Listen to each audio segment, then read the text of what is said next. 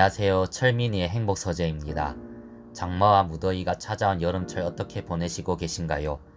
장마와 함께 무더위가 이어지고 있는 만큼 몸조리 잘 하셔서 건강하게 이번 여름을 나시기를 바라며 오늘 영상을 시작하겠습니다.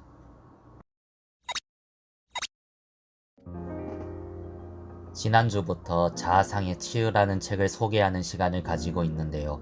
지난 영상에서 이야기한 바와 같이 한 사람의 인생을 좌우하는 중요한 요소인 자아상.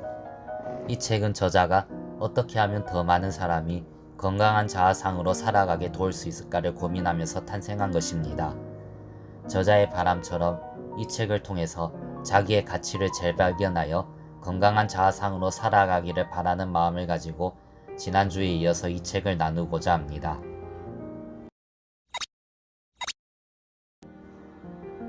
여섯 번째 챕터인 애착이론과 자아상은 애착이론이라는 분야를 소개하며 시작하는데요.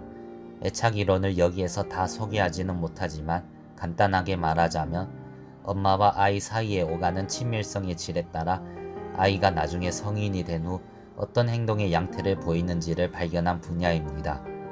이런 애착의 유형도 안전애착형, 불안회피형, 불안저항형, 불안혼란형의 4가지를 이 책에서 소개하고 있는데요.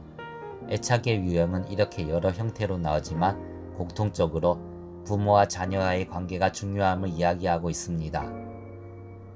이제까지 학습해온 안전애착 유형과 불안전애착 유형에 대한 결과에서 더욱 놀라운 것은 이러한 애착 유형이 단지 부모 자녀 세대에서만 나타나는 것이 아니고 세대 간으로 전이된다는 것입니다. 따라서 부모는 세대 간의 악순환을 막기 위해 올바른 자녀 양육에 대해 배우고 그것을 적극적으로 실천할 필요가 있습니다. 부모가 되기 전에 부모 교육 훈련을 반드시 받아야 한다는 것입니다. 교회가 해야 할 일이 참 많지만 이렇게 가정을 회복하는 일은 21세기의 시급한 과제라고 말할 수 있습니다. 이것은 한 개인의 정신적 성숙과 영성의 문제와도 통하는 근원적인 인간의 삶의 주제이기 때문입니다. 지난주 영상에서 소개했던 것처럼 관계의 중요성을 배우는 것이 가정이라는 것을 생각하면 이처럼 가정의 역할, 특히 부모의 역할이 얼마나 중요한가를 이 챕터를 통해서 깨닫는 것 같습니다. 그런 면에서 볼 때 상처 입은 자아상을 치유하고 건강한 자아상과 자존감을 회복하여 더욱 행복하고 기쁘고 감사한 삶을 살아가는 계기를 만들어가는 것이 더욱 중요함을 느낍니다. 또한 내가 치유됨으로 이 상처의 대를 끊어버리는 시작점이 되는 역할, 이 또한 중요한 것이 아닌가를 다시금 마음에 새겨봅니다. 7번째 챕터인 아버지와 자아상에서는 자아상을 구성하는 가장 큰 힘이 자신감이라는 소재를 들며 이러한 자신감을 심어주는 대상으로서 어머니와 아버지를 이야기하고 있습니다. 자신감에는 존재의 자신감과 사회적 자신감이 있습니다. 그런 의미에서 어머니는 아이에게 존재의 자신감을 심어주는 존재입니다. 즉, 한 인간으로서 당당하게 세상을 살아가는 힘을 주는 대상이 어머니라면 한 인간이 사회적인 자신감을 갖고 학교나 직장에서 좋은 대인관계를 맺고 능률적으로 살아나갈 수 있는 사회적 자신감을 심어주는 대상은 아버지의 몫입니다.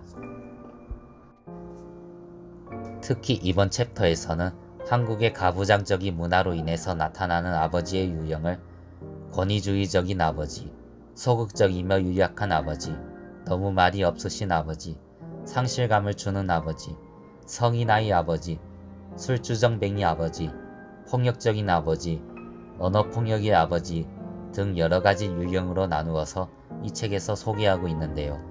이 챕터의 마지막 부분에는 다음과 같은 말을 통해서 아버지가 얼마나 중요한 대상인지를 말해주어 공감이 되는 것 같습니다. 아버지는 자녀에게 사회적 능력과 대인관계를 가늠하는 척도입니다.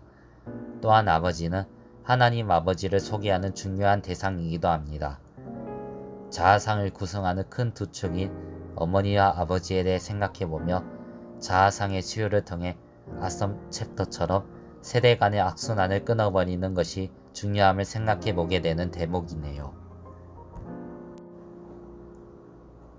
8번째 챕터인 씨 뿌리는 자의 비유와 자아상에서는 챕터 제목처럼 씨 뿌리는 자의 비유를 통해서 자아상에 대해 이야기하는 챕터입니다.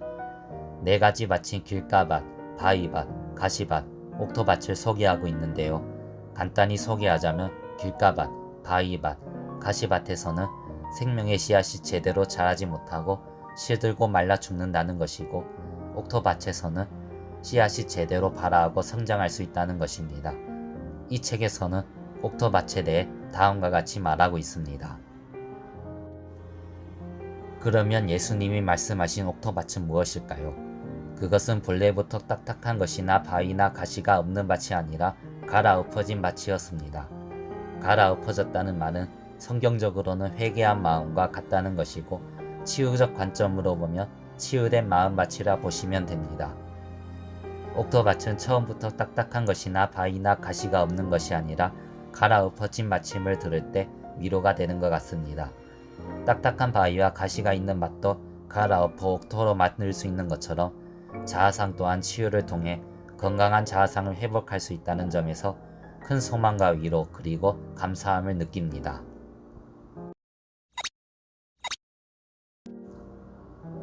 이번 챕터에서는 씨 뿌리는 자의 비유를 든 것처럼 다음 챕터에서는 여기에서 말한 바위나 가시에 대해 자세하게 다루며 마음에 있는 상처를 주는 가시와 바위들에 대해 소개하고 있습니다.